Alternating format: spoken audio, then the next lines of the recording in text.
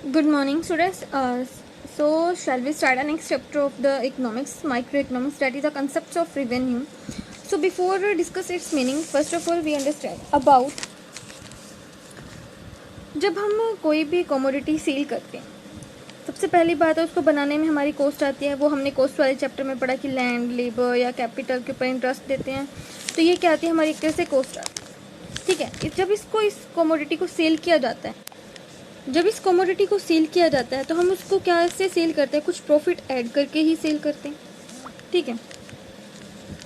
Selling price तो हमारा ऐसे ही निकलता है, कुछ प्रॉफिट ऐड करके ही हम उसको सेल करते हैं. तो कॉस्ट के बारे में हम स्टडी कर चुके हैं कंसेप्ट ऑफ कॉस्ट चैप्टर के अंदर. प्रॉफिट के बारे में हम स्टडी करेंगे इक्विलिब्रियम चैप्टर के अंदर, जो हमारा परफेक्ट कॉम्पिटिशन, मोनोपोलीज के अंदर डिस्कस करेंगे कि प्रॉफिट कैसे डिटरमाइन किया जाता है. और सेलिंग प्राइस, जब हम सेल करते हैं तो हमें क्या मिलती है, इनकम. उस इनकम को इकोनॉमिक्स की लैंग्वेज में क्या बोला जाता है, रिवेन्यू. हिंदी में क्या बोलते हैं इसको, आगम. कॉस्ट को क्या बोला जाता है, लागत.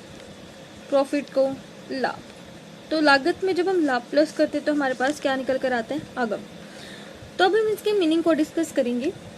कंसेप्ट्स ऑफ रिवेन्यू मीन्स हम आगम के बारे में डिस्कस कर रहे हैं. मीनिंग है सबसे पहले, the amount of money that a producer receives in exchange. जब एक प्रोड्यूसर क्या करता है, रिसीव करता है money in exchange for the sale produce is known as a revenue. मतलब क्या होता है, जो अमाउंट ऑफ मनी एक प्रोड्यूसर रिसीव करता है गुड्स एक्सचेंज करने के बदले में, सेल करने के बदले में, जो भी वो मनी रिसीव करता है एक्सचेंज के बदले में, उसको क्या बोला जाता है, रिवेन्यू बोला जाता है. Just here we take a example. अगर मैंने क्या किया है, if a firm gets 1,000 from the sale of 10 pens. अगर एक फर्म है पर उसने 1,000 रुपीज़ उसको रिसीव हुए 100 पेन बेचने से, ये जो 1,000 रुपीज़ उसको मिले हैं उसको क्या बोला जाता है, रिवेन्यू. अब आप इसमें कहोगे कॉस्ट भी आई, प्रॉफिट भी आई. हम रिवेन्यू के अंदर क्या करते हैं, सिर्फ रिवेन्यू को देखते हैं, ना तो कॉस्ट को देखते हैं, ना ही प्रॉफिट के बारे में हम डिस्कस करते हैं कि प्रॉफिट भी हमने ऐड किया था, उसके ऊपर कॉस्ट भी आई थी. जब हमें इनकम मिल रही है तो हमारा जो टोटल मनी हमें मिली, मीन्स 100 पेन्स को सेल करने से मुझे जो टोटल मनी मिली है 10,000 रुपीज़, ये मेरा क्या कहलाएगा, रिवेन्यू कहलाएगा. आप इसमें ये नहीं कह सकते कि हाँ भाई कॉस्ट भी आई थी और प्रॉफिट भी हमने इसमें कुछ ऐड किया है. तो जो भी मनी हमें रिसीव होती है, मीन्स जो भी हमें total amount of money receive होगा, वो क्या कहलाता है, हमारा रिवेन्यू. तो रिवेन्यू को 3 पार्ट्स में डिवाइड किया, जैसे हमने कॉस्ट में किया था, total cost, average cost, marginal cost. तो यहाँ पे भी रिवेन्यू को 3 पार्ट्स में डिवाइड किया है, total revenue, average revenue and the marginal revenue. अगर हम बात करते हैं what is the total revenue, ठीक है, it refers to total receives the sale of a firm quantity of commodity. एक फर्म क्या करती है, जो भी उसको टोटल रिसिप्ट्स मिलती है, हमने यही बात की ना, जो भी उसको टोटल रिसिप्ट्स मिलेगी सेल करने से, क्वांटिटी ऑफ कमोडिटी को सेल करने से, that is called total revenue. Just एक एग्जाम्पल, क्वांटिटी, मैंने 1 पेन सेल किया, एक पेन मान लो वो 10 रुपीज़ का था, 1 पेन सेल किया, मुझे 10 रुपीज़ मिले. 2 पेन, जो दूसरा पेन सेल किया तो मुझे कितने मिले होंगे, 20 रुपीज़ मिले होंगे.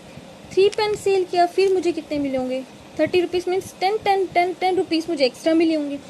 अब टोटल मुझे कितने रुपीज़ मिले 3 पेन को सेल करने से, देखा जाए तो 3 पेन को सेल करने से बताओ पहले तो मुझे, 1 पेन की वैल्यू भी 10 रुपीज़ थी, 2 पेन की वैल्यू भी 10 रुपीज़, 3 पेन की वैल्यूज़ भी कितनी थी, 10 रुपीज़. तो टोटल 10 + 10 + 10 मुझे 30 रुपीज़ मिलेंगे 3 पेन्स को सेल करने से. ठीक है, ये तो अलग बात है कि 1 पेन सेल किया तो 10, जब 2 पेन इकट्ठे सेल किए तो 20 आए होंगे, 3 पेन सेल किया तो मतलब 30, मतलब टोटल रिसिप्ट्स कितनी हुई मेरी, 30 रुपीज़. मीन्स हर पेन, सभी पेन्स थे कितने के, 20 के सभी पेन्स कितने थे, 20 रुपीज़ के थे. तो टोटल रिवेन्यू का मतलब क्या होता है, जो भी हमें टोटल रिसिप्ट्स मिलती है सेल करने से, क्वांटिटी ऑफ कमोडिटी को सेल करने से, जो भी आपको टोटल रिसिप्ट्स होगी, मीन्स 30 रुपीज़ मेरे टोटल रिसिप्ट्स और 3 पेन को सेल करने से, that is called my total revenue. Total revenue को निकालने का फॉर्मूला कैसे होता है, प्राइस मल्टीप्लाई में quantity. Just like price pen का कितना था, 10 रुपीज़. 1 क्वांटिटी सेल की तो 10 रुपीज़, 2 क्वांटिटी सेल की तो 20, 3 क्वांटिटी सेल की थी तो 30. एक और फॉर्मूला होता है total revenue is equal to summation MR. MR को प्लस करते जाएंगे तो हमारे पास क्या निकल कर आएगा, टोटल रिवेन्यू, जैसे हमने मार्जिनल कॉस्ट में भी देखा था. एक और फॉर्मूला होता है टोटल रिवेन्यू का, एवरेज रिवेन्यू मल्टीप्लाई में क्वांटिटी. उसके बाद है एवरेज रिवेन्यू. एवरेज का मतलब क्या होता है, औसत. ठीक है, औसत आगम हम इसको बोलते हैं. मीन्स पर यूनिट आउटपुट को सेल करने से जो भी आपको रिवेन्यू मिलता है, that is called average revenue. Means प्रति इकाई कमोडिटी को, उत्पादन को बेचने पर जो भी आपको आगम रिसीव होगा, मिलेगा, उसको क्या बोला जाएगा? औसत आगम। It refers to revenue per unit of output. Per unit output को सेल करने से जो भी आपको रिवेन्यू मिलेगा, that is called average revenue. Means हमने एवरेज रिवेन्यू के बारे में किया तो टोटल रिवेन्यू कितना मिला था? टोटल रिसिप्ट हमें 30 रुपीज़ मिलती 3 यूनिट्स को सेल करने पे। तो अगर 3 यूनिट को सेल करने पे टोटल हमें जो रिसिप्ट हुई थी 30, तो 1 यूनिट की निकालेंगे 30 डिवाइड में 3 मतलब कितना आ जाएगा हमारे पास? 10 रुपीज़ आ जाएगा। या फिर हम ऐसे भी देख सकते हैं 10 डिवाइड में 1 10, 20 डिवाइड में 2 तब भी 10, 30 डिवाइड में 3 फिर भी क्या आएगा? 10। तो मीन्स एवरेज रिवेन्यू का मतलब क्या होता है कि पर यूनिट को आउटपुट को सेल करने पर जो आपको रिवेन्यू जनरेट होता है, that is called average revenue. तो average revenue is equal to total revenue divide में क्वांटिटी होता है। अब बट एवरेज रिवेन्यू किसके इक्वल होता है? प्राइस के इक्वल होता है। देखो यहाँ पे टोटल रिवेन्यू किसके इक्वल होता है? Price multiply quantity. अगर मैं टोटल रिवेन्यू की जगह लिख दूँ प्राइस मल्टीप्लाई में क्वांटिटी लिख दूँ और डिवाइड में क्या पड़ा है? क्वांटिटी। क्वांटिटी से क्वांटिटी कट गया तो एवरेज रिवेन्यू किसके इक्वल होता है? हमारे प्राइस के इक्वल होता है। उसके बाद है मार्जिनल रिवेन्यू। मार्जिनल रिवेन्यू का मतलब क्या होता है? Refers to additional revenue generated from the sale of an additional units of output. जब हम एडिशनल यूनिट्स ऑफ आउटपुट को सेल करने पर जो भी हमें एडिशनल रिवेन्यू जनरेट होता है, that is called marginal revenue. Means यहाँ पे जब हमने 1 यूनिट सेल की तो हमें जो रिवेन्यू था 10 रुपीज़, 2 यूनिट सेल करने पर 20 रुपीज़। मतलब यहाँ पे एडिशनल सेकेंड यूनिट सेल करने पर रिवेन्यू कितना आया? 10। एडिशनल जब सेकेंड से थर्ड 3 यूनिट सेल की तो कितना जनरेट हुआ? 10। मीन्स हर केस में हमारे पास एम आर कितना आएगा? 10 निकल कर आएगा। और ए आर भी क्या निकल कर आ रहा है? यहाँ पे हमारे पास 10 निकल कर आ रहा है। तो मार्जिनल रिवेन्यू का मतलब क्या होता है कि एडिशनल यूनिट को सेल करने पर जो भी आपको एडिशनल रिवेन्यू जनरेट होता है, that is called marginal revenue. तो मार्जिनल रिवेन्यू का फॉर्मूला क्या होता है? Total revenue N minus total revenue N minus 1, या फिर चेंज इन टोटल रिवेन्यू में जो चेंज हो रहा है। अभी हमने जो यहाँ पे देखा था, यहाँ पे क्या हो रहा था? टोटल रिवेन्यू ही था ये हमारा, इसमें जो चेंज आ रहा था that is called marginal revenue. तो change in total revenue divide में चेंज इन क्वांटिटी, इसको क्या बोला जाता है? Marginal revenue. मार्जिनल रिवेन्यू क्या हो सकता है? डिफरेंस हो सकता है किसके बीच का? सिर्फ टोटल रिवेन्यू के बीच का डिफरेंस हो सकता है, क्योंकि क्वांटिटी में 1 2 3 चेंज तो सिर्फ 1 यूनिट का आएगा। नीचे चेंज इन क्वांटिटी की बजाय हम क्या सीधा भी देख सकते हैं कि जो टोटल रिवेन्यू का बीच का जो डिफरेंस होता है, that is called marginal revenue, उसको कहा जाता है। तो नेक्स्ट टॉपिक है हमारा relationship between the revenue concepts. 2 type से डिवाइड किया गया। व्हेन प्राइस इज कांस्टेंट, जब हमारे प्राइस कांस्टेंट रहेंगे। व्हेन प्राइस इज फॉल, जब प्राइस में क्या होगा? गिरावट आएगी। जब प्राइस कांस्टेंट रहते हैं वो किस मार्केट के अंदर होते हैं? हमारे परफेक्ट मार्केट के अंदर होते हैं, हमारे पूर्ण प्रतियोगिता बाजार में। और व्हेन प्राइस हमारे फुल होते हैं वो किस मार्केट के अंदर होते हैं? हमारे इम्परफेक्ट मार्केट में, अपूर्ण प्रतियोगिता बाजार। इम्परफेक्ट मार्केट कहा जाता है अपूर्ण प्रतियोगिता। तो सबसे पहले हम क्या करेंगे? When price is constant, second number पे जो हमारा डिस्कस करेंगे वो कंसेप्ट डिस्कस करेंगे जब हमारे प्राइस क्या होते हैं? फुल होते हैं। और इम्परफेक्ट मार्केट को 2 पार्ट में डिवाइड करेंगे हम यहाँ पर, that is basically a monopoly market and the monopolistic competition market के अंदर इसको डिवाइड करेंगे। मीन्स मोनोपोली को क्या बोला जाता है? एक अधिकार बोलते हैं। इसको क्या बोलते हैं? मोनोपोलिस्टिक कंपटीशन को एक अधिकार प्रतियोगिता। तो सबसे पहले relationship between the revenue concepts के बारे में रिलेशनशिप डिस्कस करें। जब प्राइस कांस्टेंट है और जब प्राइस के फॉल हो रहे हैं। कांस्टेंट होगा तो परफेक्ट मार्केट के अंदर होगा। तो यहाँ पे हमने आउटपुट लिया 1 2 3 4 5। प्राइस क्या लिया है हमने?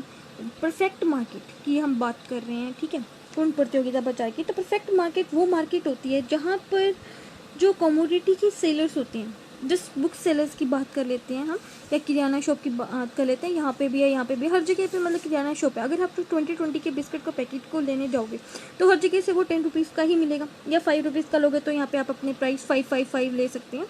अगर बड़े वाला लेंगे पैक तो हमारे पास 10 रुपीज़ का आएगा। तो मैंने बेसिकली यहाँ पे जो प्राइस लिया है वो 10 रुपीज़ नहीं है। जब मैं 1 कमोडिटी लूँगी तब भी वो 10 रुपीज़ का मिलेगा। जब 2 कमोडिटी उसकी लेकर आऊँगी, 2 बिस्किट के पैकेट परचेज करूँगी तब भी वो 10 रुपीज़ के ही मिलेंगे दोनों। हर केस में मतलब प्राइस क्या रहेगा आपका? सेम ही प्राइस रहेगा, ठीक है। या फिर हम मैगी का पैकेट का एग्जांपल ले सकते हैं। और मैं 10 रुपीज़ की मैगी का एग्जांपल ले रही हूँ, 12 नहीं ले रही यहाँ पर। तो यहाँ पे जो प्राइस रहेगा, जब 1 पैकेट परचेज करूँगी तो भी 10 रुपये का मिलेगा, 2 परचेज करूँगी तब भी 10 के देखूँगी तो टोटल रिवेन्यू कितने का? 20 रुपीज़ उसको देने पड़ेंगे, उसका तो टोटल रिवेन्यू, ठीक है। यहाँ पे मैं अब एग्जांपल ले रही हूँ कि जो आउटपुट है 1 2 3 4 5 और जो प्राइसेस रहेंगे वो 10 रहेंगे। मैं हर पैकेट कितने का सेल कर रही हूँ? 10 रुपीज़ का सेल कर रही हूँ। जब मैंने 1 पैकेट सेल किया 10 रुपीज़ के हिसाब से, तो टोटल रिवेन्यू कैसे निकालते हैं? प्राइस मल्टीप्लाई में क्वांटिटी। प्राइस कितने का? 10 का, क्वांटिटी है 1 की, 10 × 1 10। प्राइस है 10 रुपीज़ का, 2 क्वांटिटी मैंने उसको सेल की, मैगी की 2 क्वांटिटीज़ मैंने आपको सेल की हैं, तो 10 मल्टीप्लाई में 2 20। जब मैंने 3 क्वांटिटी सेल की, 10 मल्टीप्लाई 3 30 टोटल रिवेन्यू मुझे मिला। 10 मल्टीप्लाई 4 टोटल रिवेन्यू मुझे 40 मिला। 10 मल्टीप्लाई 5 टोटल रिवेन्यू मुझे कितना मिला 50। अब निकालते हैं मार्जिनल रिवेन्यू। मार्जिनल रिवेन्यू को अभी देखा था कि डिफरेंस बिटवीन टोटल रिवेन्यू के बीच का डिफरेंस देख लो, या फिर change in total revenue divide में चेंज इन क्वांटिटी कर लो। चेंज इन टोटल रिवेन्यू कितने का चेंज हो रहा है, ऊपर तो कुछ नहीं है 0, तो यहाँ पे कितना आ जाएगा 10। तो चेंज कितने का हो रहा है 10 का, चेंज कितने का हो रहा है 1 का, 10 डिवाइड में 1 10, या फिर डिफरेंस लेते जो यहाँ पे 10 10, तो हर केस में मार्जिनल रिवेन्यू कितना आएगा हमारे पास 10। अब बात करते हैं एवरेज रिवेन्यू की। एवरेज रिवेन्यू हमने अभी निकालना सीखा था, टोटल रिवेन्यू डिवाइड में आउटपुट, 10 डिवाइड में 1 10, 20 डिवाइड में 2 पर यूनिट आउटपुट 10, 30 डिवाइड में 3 पर यूनिट आउटपुट 10, 40 डिवाइड में 4 पर यूनिट आउटपुट 10, 50 डिवाइड में 5 पर यूनिट आउटपुट 10। और एक फॉर्मूला और भी बताया था कि जो हमारे प्राइस होते हैं वो एवरेज रिवेन्यू के क्या होते हैं, इक्वल। देखो यहाँ पे देख सकते हैं हम, प्राइस 10 10 10 किसके इक्वल आ रहे हैं, एवरेज रिवेन्यू के इक्वल आ रहे हैं। यही चीज़ हमने जो फॉर्मूला पीछे देखा था, फॉर्मूला जो पीछे डिस्कस किया था, तो यही तो था कि एवरेज रिवेन्यू किसके इक्वल होना चाहिए, प्राइस के इक्वल होता है। तो परफेक्ट कंपटीशन मार्केट की अगर हम बात करें, ये परफेक्ट मार्केट के अंदर हमारे सेम प्राइस चलते हैं। तो परफेक्ट मार्केट वो मार्केट होती है जहाँ पे कंज्यूमर को कमोडिटी के प्राइस के बारे में क्या होता है, पता होता है। मीन्स प्राइस हर सभी को पता है कि मैगी के पैकेट्स का प्राइस, मतलब जो देखी जाए 2 मिनट नूडल्स 12 रुपीज़ का मिलता है, पर मैं यहाँ 20 रुपीज़ लेकर चल रही हूँ, मतलब। या फिर हम ये जो मैं पेन यूज़ कर रही हूँ, ये जो पेन मैं यूज़ कर रही हूँ, सभी को पता है कि ये कितने का हो गया, 3 रुपीज़ का हो गया, सभी को पता है। लेकिन अगर हम 2 पेन परचेज करें तो 5 के हमें 2 भी मिल जाते हैं, वो रेयर शॉप्स, मतलब सभी कंज्यूमर्स को इसके बारे में पता है। तो परफेक्ट मार्केट वो मार्केट होती है जहाँ पे कंज्यूमर को प्राइसेस के बारे में क्या होती है, फुल नॉलेज होती है। अब इसके डायग्राम के बारे में डिस्कस करते हैं। ओ एक्सिस पे मैंने क्या लिया, आउटपुट। ओ वाई एक्सिस पे मैं ले रही हूँ रिवेन्यू। अब जो यहाँ पे मेरा एवरेज रिवेन्यू, मार्जिनल रिवेन्यू, हर केस में क्या आ रहा है 10 आ रहा है। और परफेक्ट मार्केट में आपको याद रखना है कि एवरेज रिवेन्यू, मार्जिनल रिवेन्यू किसके इक्वल होते हैं, हमारे यहाँ पे प्राइस के इक्वल ही आएंगे, क्योंकि प्राइस भी क्या आ रहा है हमारा 10। तो ये जो हमारी average revenue is equal to marginal revenue is equal to price किसके पैरेलल होती है, हमारे ओ एक्सिस के पैरेलल होती है। ये लाइन बनेगी 10 से, हमने यहाँ पर डिनोट कर दी, तो किसके पैरेलल होती है, ओ एक्सिस के। हमने आउटपुट ले रखा है 1 2 3 4 5। अब हम यहाँ देखते हैं टोटल रिवेन्यू कैसे, 10 20 30 40 50, 10 20 30 40 50। 1 यूनिट पे 10, सेकेंड पे 20, 3 पे 30, 4 पे 40, 5 पे 50। तो ये हमारी क्या आ गई टोटल रिवेन्यू। टोटल रिवेन्यू कहाँ से स्टार्ट होती है, ओरिजिन से स्टार्ट होती है। कहाँ से स्टार्ट होती है, ओरिजिन से स्टार्ट होती है। तो ये हमने क्या डिस्कस किया, जब प्राइस क्या रहते हैं हमारे, कॉन्स्टेंट रहते हैं। अब है when price falls with rise in output. जब हमारे प्राइस क्या होते हैं, फॉल्स होते हैं, क्योंकि हमने 2 पार्ट पढ़े थे ना इसके। जब प्राइस क्या रहते हैं कांस्टेंट, जब प्राइस क्या होते हैं फॉल्स। अब हम सेकंड पार्ट क्या कर रहे हैं, when price falls with rise in output. जब हमारे प्राइस क्या होते हैं, फॉल्स होते हैं, जैसे जैसे हमारा आउटपुट बढ़ता है, जैसे जैसे हमारा आउटपुट बढ़ रहा है, प्राइस क्या हो रहे हैं हमारे फॉल्स। 10 9 8 7 6। टोटल रिवेन्यू हमें पता है, प्राइस मल्टीप्लाई में आउटपुट कर देंगे, मल्टीप्लाई करेंगे तो 10 मल्टीप्लाई 1 10, 19 24, 4 मल्टीप्लाई 7 28, 5 मल्टीप्लाई 6 30। आगे भी ले सकते हैं हम इसको, 6 का 5 फिर 30 आ जाएगा। तो यहाँ पे मार्जिनल रिवेन्यू कैसे निकालेंगे हम, डिफरेंस 10 डिफरेंस आएगा 8 6 4 का डिफरेंस, 20 और 30 के बीच 10 का 2 का डिफरेंस। अगर हमने इसका नेक्स्ट यूनिट भी ले लेती हैं 6 5, तो यहाँ पे क्या आता है 0। अगर मैं इसकी नेक्स्ट यूनिट्स भी ले सकती थी 7, यहाँ पे हो जाता है 4, तो कितना आता है 28। तो यहाँ पे वैल्यू कितनी आ जाती है हमारे पास, नेगेटिव जाती है। 30 और 28 के बीच का डिफरेंस, मतलब 28 माइनस 30 -2। तो यहाँ पे हमें क्या पता चलता है कि मार्जिनल रिवेन्यू क्या हो सकता है हमारा, पॉजिटिव भी हो सकता है, 0 भी हो सकता है और नेगेटिव भी हो सकता है। एवरेज रिवेन्यू कैसे निकालेंगे, टोटल रिवेन्यू डिवाइड में आउटपुट। अभी हमने पीछे निकाला तो वही हमारे पास निकल कर आएगा 10 9 8 7 6। और हमें पता है कि हमारा जो प्राइस और एवरेज रिवेन्यू क्या आ रहे हैं यहाँ पे सेम। अब इसी को डायग्राम के ऊपर रिप्रेजेंट करेंगे। आउटपुट को एक्सिस पे, रिवेन्यू सारे के सारे मैंने किस पे ले लिए, ओ एक्सिस के ऊपर लिया है मैंने। तो यहाँ पे हम जो डिस्कस करने वाले हैं, जो एवरेज रिवेन्यू है हमारा, एवरेज रिवेन्यू जब आप इसको ड्रॉ करोगे पॉइंट से, तो आपका एवरेज रिवेन्यू ऊपर की तरफ बनेगा और मार्जिनल रिवेन्यू नीचे की तरफ आएगा आपका, ठीक है। देखो यहाँ पे हम देखें तो फोर्थ, यहाँ पे हमारा सेकेंड यूनिट का भी देखें तो 9, थर्ड यूनिट्स के ऊपर देखें तो 8, फोर्थ यूनिट के ऊपर देखेंगे तो 7, फिफ्थ पे अगर हम आगे देखेंगे तो 6 तक, मतलब यहाँ पे तक कुछ आ ही जाएगा हमारे पास। लेकिन हमें पता है कि हमारी मार्जिनल रिवेन्यू कहाँ जा रही है, पॉजिटिव भी है, ज़ीरो भी हो सकती है, उसके बाद ये नीचे जाकर नेगेटिव भी होगी। तो ये है हमारी मार्जिनल रिवेन्यू, ये क्या है हमारी एवरेज रिवेन्यू। और जब हमारे एवरेज रिवेन्यू और मार्जिनल रिवेन्यू फॉल्स होते हैं, डाउनवर्ड स्लोपिंग डाउनवर्ड होते हैं, ये किस केस में होते हैं, मोनोपोली के केस में और मोनोपोलिस्टिक कंपटीशन के केस के अंदर हमारा क्या होता है, प्राइस जब फॉल होते हैं तो एवरेज रिवेन्यू और मार्जिनल रिवेन्यू क्या होते हैं, स्लोपिंग डाउनवर्ड होते हैं।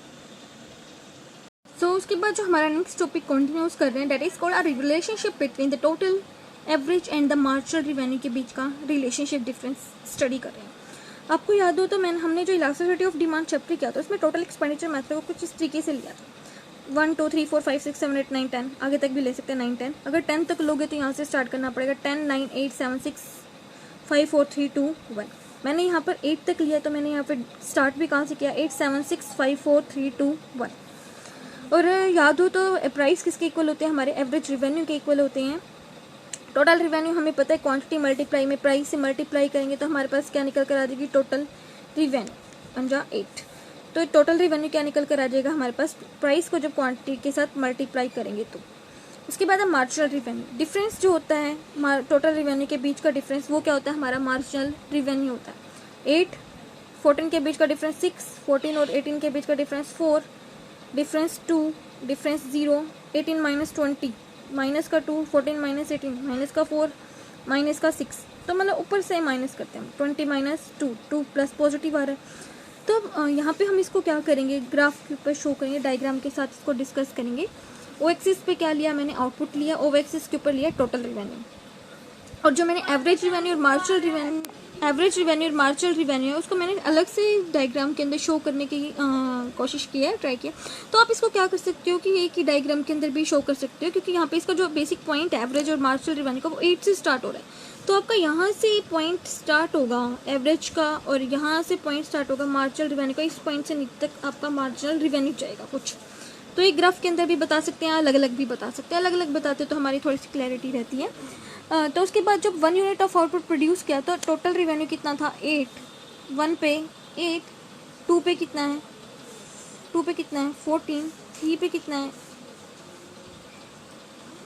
18, 16 है ये, 16 से थोड़ा सा ऊपर 18, 5 पे कितना है 20, 6 पे 4 पे कितना है 20, 5 पे भी कितना है 20, 6 पे कितना है 18, 7 पे कितना है 14, 8 पे कितना है माइनस 8 पे कितना है 8।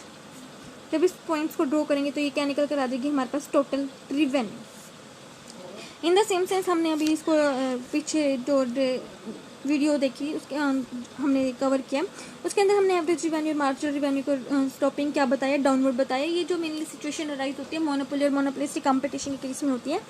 मतलब क्या होगा, हमारा एवरेज जो मार्जिनल रिवेन्यू है, जैसे जैसे आप इस पॉइंट्स को ड्रॉ करोगे, मैंने अच्छे से पॉइंट्स को ड्रॉ कर रखा है, ठीक है, आप ऐसे ड्रॉ करोगे तो आपका जो है मार्जिनल रिवेन्यू पहले पॉजिटिव आएगा, 0 भी आएगा और उसके बाद नेगेटिव भी आएगा, जैसे हमने यहाँ पे निकाला। एवरेज रिवेन्यू क्या रहेगा, ऊपर होगा, और मार्जिनल रिवेन्यू क्या होगा, जस्ट उसके नीचे। अब जो पॉइंट बात याद रखने की है, जो ये आपका मैक्सिमम पॉइंट है, ये कहाँ से मैच होना चाहिए, आपके मार्जिनल रिवेन्यू 0 से मैच होना चाहिए। अगर नहीं होगा तो यहाँ पे आपके डायग्राम के ऊपर क्या लग जाएगा, सर्कल।